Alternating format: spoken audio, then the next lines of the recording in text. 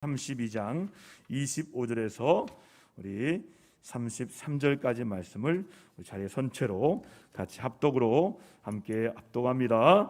함께합니다.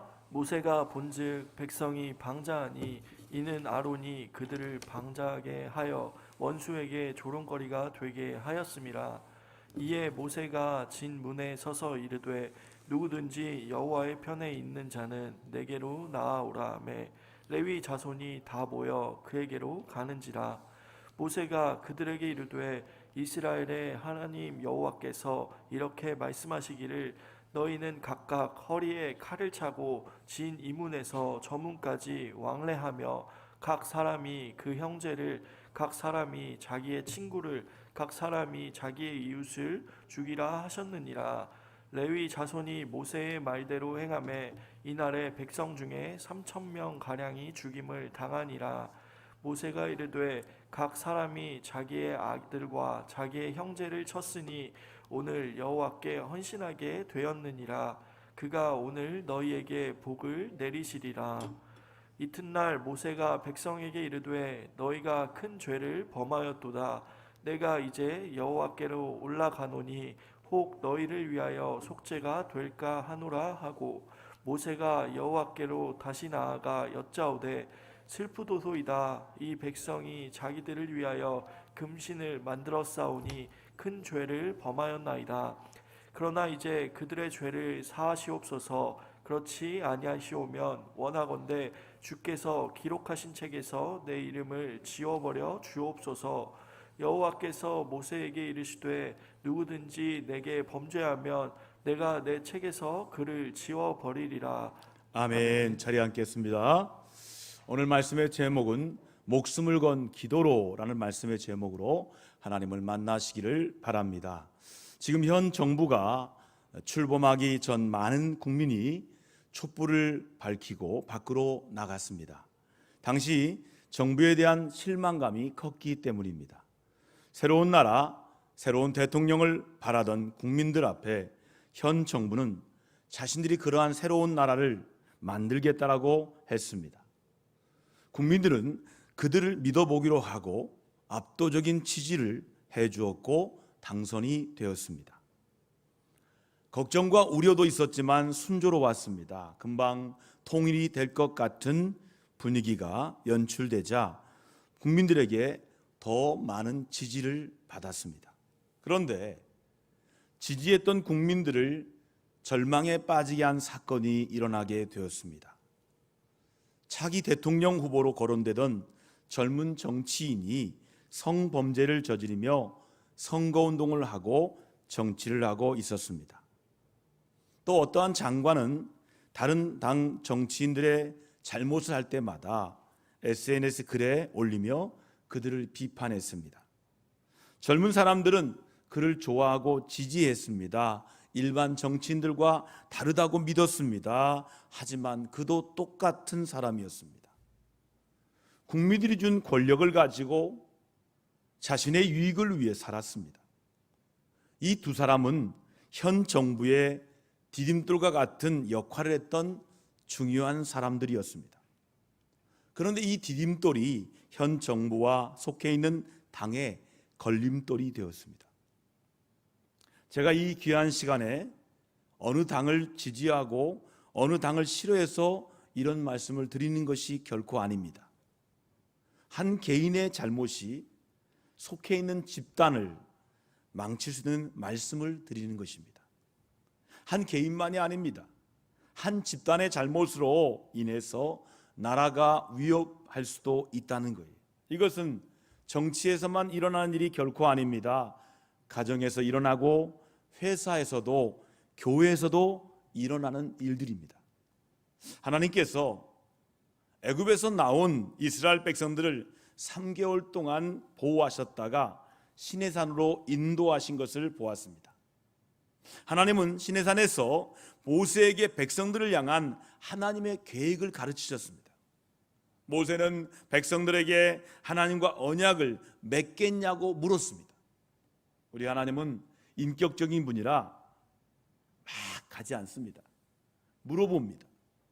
백성들에게 묻습니다. 나와 언약을 맺겠느냐? 이렇게 물어봅니다. 모든 백성이 하나님과 약속을 합니다. 언약을 맺겠습니다. 하나님의 약속을 확인하신 예수님, 우리 하나님은 예수님이 아니죠. 우리 하나님은 하나님의 백성으로 살아가기 위해 필요한 십계명과 생활법 그리고 성막을 만드는 것에 관하여 말씀을 해주셨습니다. 한편 산에 올라간 모세를 기다리던 백성들은 모세가 돌아오지 않자 마음이 두려웠습니다. 그리고 아론에게 우상을 만들어 달라고 부탁합니다. 아론은 금으로 우상을 만들어서 제사하도록 하였습니다. 하나님은 이러한 백성들의 모습을 다 아시고는 모세에게 내려가라고 말씀하셨습니다. 산에서 내려온 모세는 백성들의 죄를 보게 됩니다. 25절 말씀을 보시면 백성들이 방자하니라고 합니다. 이 뜻은 통제를 벗어나 제멋대로 성적으로 범죄하니입니다. 이 금송아지 앞에서 이방 사람들처럼 음란한 행위들을 하며 제사를 지내고 있었습니다. 25절 후반절에 보니까 원수에게 조롱거리가 되게 하였다라고 말씀합니다. 원수라는 사람이 누구냐? 애굽과 주변에 이스라엘을 적대시하는 민족을 말합니다. 이 원수들은 이스라엘 백성이 애굽에서 어떻게 나오게 되는지를 알고 있었습니다. 이스라엘 하나님이 구원하셨기 때문입니다. 그렇게 나와 하려고 한 것은 하나님께 예배드리기 위함이었습니다. 그런데 3개월이 조금 지나서 이스라엘이 제사를 드린 것은 하나님이 아니라 애굽에서 섬기던 금송아지 우상이었다는 겁니다. 이것을 원수들이 보고 얼마나 조롱했겠습니까? 여러분, 조롱받았다는 것은 이스라엘이 아니라 하나님을 뜻합니다. 그들은 하나님을 조롱하였어요. 애굽과 주변 나라들이 이스라엘 하나님을 조롱하였어요. 하나님은 이러한 이스라엘 백성들을 멸망하시겠다고 심판하셨습니다. 이러한 죄의 문제는 이스라엘 민족의 그들만의 문제가 아닙니다. 오늘 믿음의 사람들의 문제이기도 합니다. 하나님을 믿는다고 하는데 우상을 만들어서 놓고 우상을 섬기고 살아갑니다. 믿지 않는 사람들처럼 돈의 우상을 섬깁니다. 성공과 출세의 우상을 섬깁니다. 음란의 우상을 섬깁니다. 자기 스스로를 우상으로 섬깁니다. 그러다 보니까 믿지 않는 사람들이 보다 더 잘못을 하며 살 때가 있습니다. 믿는 사람이 믿지 않는 사람보다 더 잘못을, 더 악한 일을 해요. 이런 우리들을 보면서 세상 사람들이 말하기를 이렇게 말합니다. 니네가 믿는 예수가 너희에게 그렇게 시키더냐? 라고 조롱합니다. 우리의 죄로 인하여서 하나님의 교회가 조롱을 당합니다. 세상에서 교회의 신뢰가 땅에 떨어졌습니다. 이러한 현실 속에서 우리 그리스도인들은 어떻게 살아야 될까요? 첫 번째는 죄에 대해서 싸우며 살아야 돼요. 자, 27절 말씀을 같이 읽습니다. 27절입니다. 다 같이 읽습니다. 모세가 그들에게 이르되 이스라엘의 하나님 여호와께서 이렇게 말씀하시기를 너희는 각각 허리에 칼을 차고 진 이문에서 저문까지 왕래하며 각 사람이 그 형제를, 각 사람이 자기의 친구를, 각 사람이 자기 이웃을 죽이라 하셨느니라. 22절 말씀을 보면 산에서 내려와서 백성의 방자한 모습을 본 모세는 화를 냈습니다. 그리고 26절에 보니까 백성을 향해 말하기를 여호와의 편에 서 있는 자를 부릅니다. 즉 금송아지 앞에서 절하지 않는 믿음의 사람들을 불렀습니다. 그때 레위 지파가 모여들었어요. 하나님은 레위 지파에게 금송아지 앞에서 방자 행한 자들을 죽이라고 명령하셨습니다. 그런데 문제가 있습니다. 29절 말씀을 보니까 레위인이 죽여야 할 사람들 중에 그들의 아들도 있습니다. 형제도 있습니다. 친구도 있습니다. 정말 쉽지 않은 일입니다. 그러나 레위인들은 하나님의 명령에 순종하여서 죄인들을 죽였습니다. 반면에 아론은 어떻게 했습니까? 25절 말씀 보니까 아론이 그들을 방자하게 하였다라고 말씀합니다. 방자하니의 다른 뜻은 풀어놓다, 석방하다입니다. 22절 말씀 보니까 백성들의 모습을 보고 화가 난 모세가 아론을 책망합니다. 그때 아론이 모세에게 한 말이 이 백성의 악함을 당신이 아시나이다 라고 말합니다. 이 말은 백성이 우상을 만들어 달라고 하며 나를 협박해서 내가 어쩔 수 없었습니다, 이런 말입니다. 그래서 아론은 우상을 만들어 놓고 음란한 제사를 드리는 백성들을 쳐다만 보고 있었습니다. 그 결과는 하나님이 조롱을 당하시고 이스라엘은 하나님께 멸망을 당하게 되었습니다. 여러분, 교회는요, 은혜롭게 넘어가야 할 일이 있습니다. 그런데 단호하게 해야 할 일이 있습니다. 단호하게 해야 할 것은 죄입니다. 절대로 죄를 은혜롭게 해결해서는 안 됩니다. 죄를 은혜롭게 했다가는 교회가 결국은 나중에 어려움을 당할 수밖에 없습니다. 그 대상이 자녀라도 단호하게 해야 됩니다. 그 대상이 목회자여도 마찬가지입니다. 교회 중직자여도 마찬가지입니다. 가정에서 똑같습니다. 죄에 대해서 그럴 수 있지가 아니라 단호하게 죄에 대한 문제를 해결해야 합니다. 그렇다고 오늘 말씀처럼 죄 지은 사람들을 죽이라는 말이 아닙니다. 무엇이 죄인가를 분명하게 말해 주어야 합니다. 물론 쉽지가 않은 일이에요. 말하면 상처가 될 수가 있고 관계 자체가 깨어질 수도 있습니다. 그러나 반드시 해야 됩니다. 죄를 그냥 두면 하나님과의 관계가 깨지기 때문이에요. 하나님은 죄에 대하여 단호하셨어요. 하나님 마음에 합한 다윗도 이 죄에 대한 문제에 있어서 죄를 하나님께서 단호하게 지적하셨어요. 특히나 저는 오늘 말씀을 보면서 자신의 죄에 대해서 더욱 단호하게 함을 깨달았습니다. 우리는 다른 사람의 죄에 대해서 냉정하고 단호합니다. 그러나 자신의 죄에 대해서는 냉정하지 못합니다. 스스로 죄에 대해 잘 알고 있으면서 죄와 싸우려고 하지 않습니다. 아론처럼 그냥 모른 척하고 있습니다. 더 무서운 것은요, 마음에 찔리는 죄를 가만히 두면 무뎌지게 됩니다. 어느 목사님께서 담임 목사로 교회에 젊은 나이에 부임을 했습니다. 장로님 한 분이 목사님의 목회에 반대는 하지 않았지만 협조도 안 했습니다.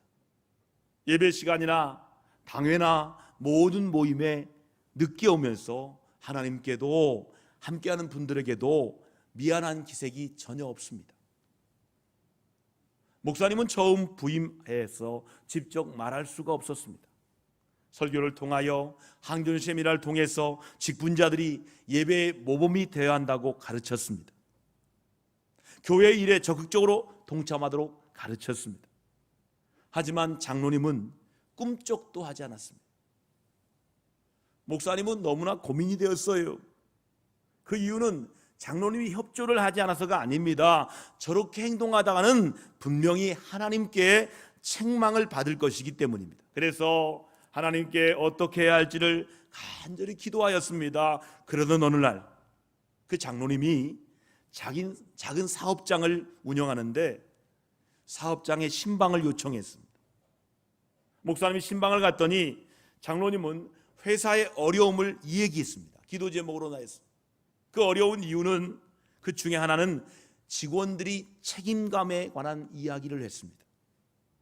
직원들이 제 시간에 출근하지 않고 근무 시간에 딴짓을 하고 협력업체에 외근을 보내면 좋은 성과는커녕 맺은 계약도 깨지게 만든다고 합니다. 회사를 사랑하는 마음이 전혀 없어 그저 월급만 받으려고 한다고 했습니다. 그 순간 그 목사님은 이것이 하나님 주신 기회라고 생각하고 목사님은 장로님을 사랑하는 마음으로 장로님이 하나님 교회에서 어떻게 하고 있는지를 하나하나 말해 주었습니다. 목사님 말씀을 들은 장로님은 한참 눈을 감고 있다가 입을 열었습니다. 목사님, 정말 죄송합니다. 지금까지 그 아무도 저에게 이런 말을 해준 사람이 없었습니다. 그래서 죄인지도 몰랐습니다. 용서해 주세요. 그 장로님은 하나님께 진정으로 회개하고 하나님께 용서를 구하고 목사님께 용서를 구하고 그 다음부터는 완전히 달라진 삶을 살았고 교회에서 모든 성도들에게 존경받는 장로가 되셨다고 간증합니다. 사랑하는 성도 여러분, 우리가 하나님 앞에서 방자하게 행동하는 죄는 무엇입니까? 하나님을 조롱하는 죄는 무엇입니까? 누군가 내 앞에서 죄에 대해서 말을 해준다면 그 말하는 사람에게 단호하게 굴지 말고 나의 죄, 자신의 죄를 회개하시기를 주님의 이름으로 부탁을 드립니다. 두 번째는 생명 걸고 기도해야 돼요. 하나님 앞에 방자하게 행했던 사람들을 죽인 모세가 그 다음에 한 행동이 있습니다. 31절과 32절 말씀을 다 같이 읽어보겠습니다. 함께 읽습니다. 모세가 여호와께로 다시 나아가 여짜오되 슬프도소이다. 이 백성이 자기들을 위하여 금신을 만들어 싸우니 큰 죄를 범하였나이다. 그러나 이제 그들의 죄를 사하시옵소서. 그렇지 아니하오시면 원하건대 주께서 기록하신 책에서 내 이름을 지워버려 주옵소서. 이 백성들의 죄를 용서해달라고 하나님께 나아가 간절히 기도했어요. 여러분, 기도의 내용이 무엇입니까? 죄에 대한 슬픔을 기도했어요. 여러분요, 정치인들의 비리가 밝혀질 때 여러분 슬펐습니까? 아니면 화가 났습니까? 광주의 아파트가 무너져서 일하던 분들이 돌아가셨을 때 화가 났습니까? 슬펐습니까? 우리는 누군가의 죄의 결과를 마주하면 먼저 화가 납니다. 어떻게 저럴 수가 있을까 욕을 합니다. 처음에 모세도 분노합니다. 그런데 모세는 계속해서 분노하며 욕하지 않았어요. 백성들의 죄를 보면서 분노를 넘어서 슬퍼합니다. 안타까워합니다. 그리고 백성들의 죄에 대해서 용서를 구하며 용서해 주지 않으시면 자신의 이름을 하나님의 책에서 지워달라고 기도했습니다. 자신의 목숨을 걸고 백성들의 죄를 용서해달라고 기도하셨습니다. 저는 이 말씀을 묵상하면서 예수님이 생각났어요. 예수님이 예루살렘 입성하실 때 환영하고 따랐던 백성들이 예수님을 십자가에 못 박으라고 합니다. 십자가에 달린 예수님, 그 예수님을 조롱하였어요. 그런데 예수님은 하나님께 이들의 죄를 용서해달라고 십자가 위에서 기도하셨어요. 예수님의 사역을 하시면서 죄인들을 불쌍히 여기셨습니다. 안타까워하셨습니다. 그들을 사랑하셨습니다. 죄에 대한 정죄와 비난은 누구나 다 할 수 있어요.